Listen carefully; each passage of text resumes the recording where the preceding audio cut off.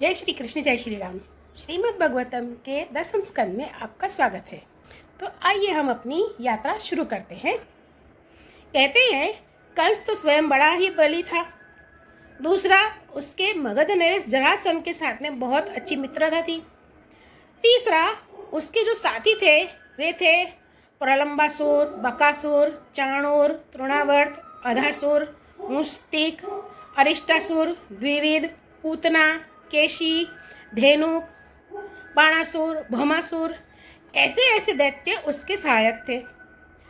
अब इनको साथ में लेकर वह यदुवंशियों को नष्ट करने लगा और लोग जो हैं वे भयभीत होकर के कुरु, पांचाल, केकय, शाल्व, विदर्भ, निषेध, विदेह और कौशल जैसे राज्यों में जाकर बसने लगे। उन्होंने पलायन कर लिया। कुछ लोग उसके अनुसार काम करते, उसकी सेवा में लगे रहते।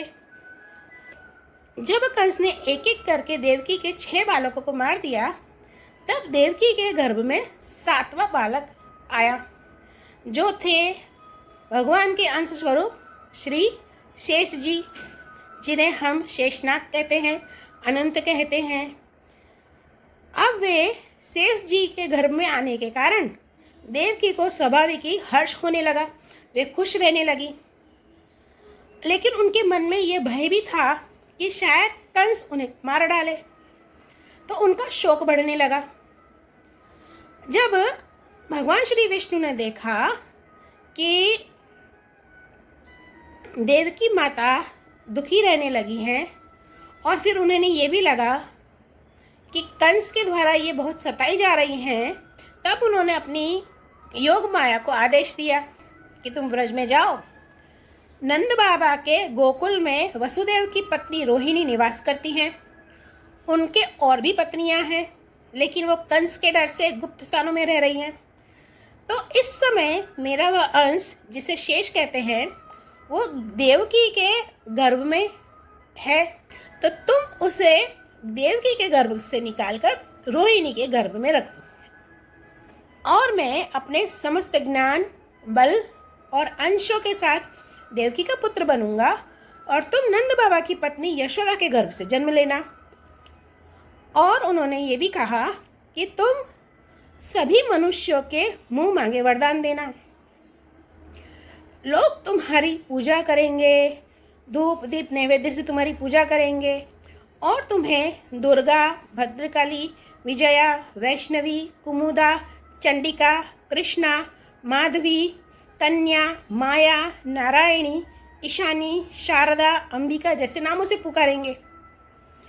और उन्होंने ये भी बताया कि देवकी के गर्भ से खींचे जाने के कारण शेष जी को लोग संकर्षण के नाम से जानेंगे, और लोक रंजन करने के कारण उन्हें राम भी कहेंगे, और क्योंकि वे बलवानों में श्रेष्ठ हैं, इसलिए उन्हें बलभद्र भी कहेंगे।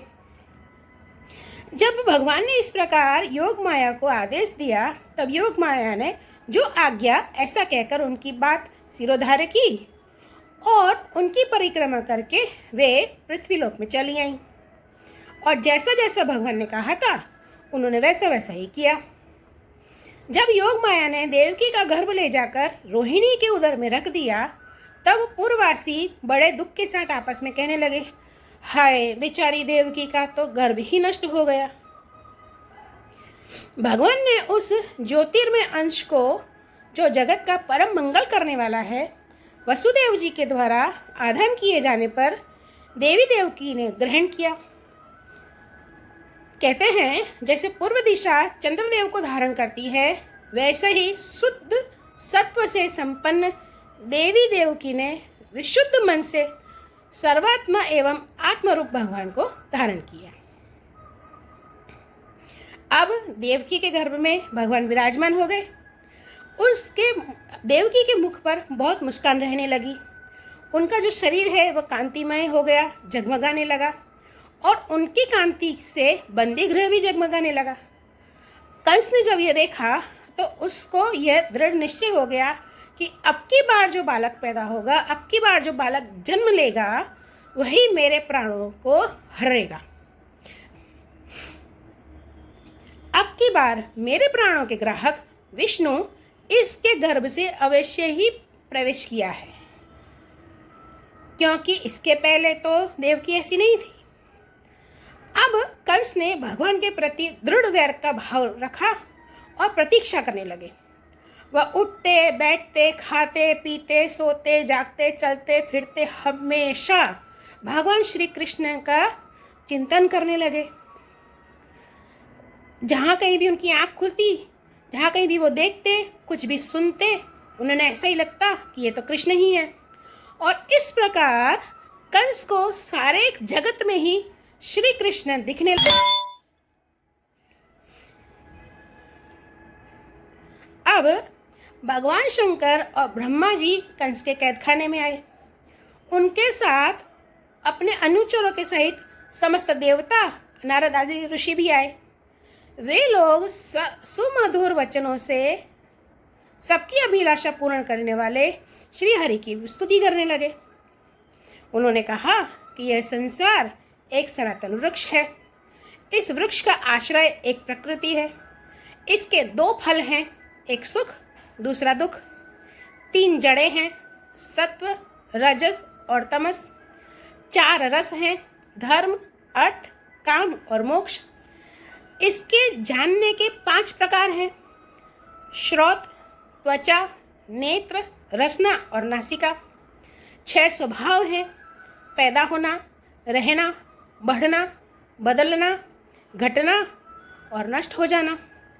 इसके वृक्ष की छाल जो है वे 7 धातुएं हैं, रस, रुधिर, मांस, मेद, अस्थि, मज्जा और शुक्र। 8 शाखाएं हैं, जिनमें 5 महाभूत, मन, बुद्धि और अहंकार। इसके 9 द्वार हैं, जो मुख आदि हैं, और कुल 10 प्राण हैं। प्राण, अपान, व्यान, उदान, समान, नाग, कूर्म, कुकल, देवदत्त और धनंजय, ये 10 प्राण हैं। इस संसार रूप वृक्ष जो है उस पर 2 पक्षी हैं, एक जीव है और दूसरा ईश्वर है। और इस संसार रूप वृक्ष की उत्पत्ति के आधार एकमात्र भगवान श्री हरि विष्णु हैं। तो कहते हैं कि भगवान श्री हरि विष्णु में ही इसका प्रलय होता है और उनके ही अनुग्रह से इनकी रक्षा भी होती है। उन्होंने ये भी कहा कि जैसे विष्णु ने, मतलब आपने जैसे अनेकों बार मत्स्य, हयग्रीव, कच्छप, नरसिंह, वराह, हंस, राम, परशुराम, वामन जैसे अवतार करके हम लोगों को, तीनों लोगों की रक्षा की है, हम लोगों की, तीनों लोगों की सबकी रक्षा की है, वैसे ही इस बार भी आप पृथ्वी का भार कीजिए। हे यदुनंदन, हम आपके चरणों में वंदन करते हैं। और उन्होंने देवकी जी को संबोधित करते हुए कहा कि माता जी, यह बड़े सौभाग्य की बात है कि आपकी कोख में हम सबका कल्याण करने के लिए स्वयं भगवान पुरुषोत्तम अपने ज्ञान, बल आदि अंशों के साथ पधारे हैं। अब आप कंस से तनिक भी मत डरिए। अब तो यह कुछ ही दिनों के मेहमान हैं। आपका पुत्र यदुवंश की रक्षा जरूर करेगा। और ऐसा कहकर ब्रह्मादि आदि देवताओं ने भगवान श्री हरि विष्णु की स्तुति की। इसके बाद ब्रह्मा जी, शंकर जी और स्वर्ग से आए हुए सभी देवतागण वापस अपने धाम चले गए। आगे की कथा में हम भगवान श्री कृष्ण की अन्य लीलाओं का दर्शन करेंगे। आज की कथा आपको कैसी लगी, कृपया कमेंट करके ज़रूर बताइएगा। धन्यवाद।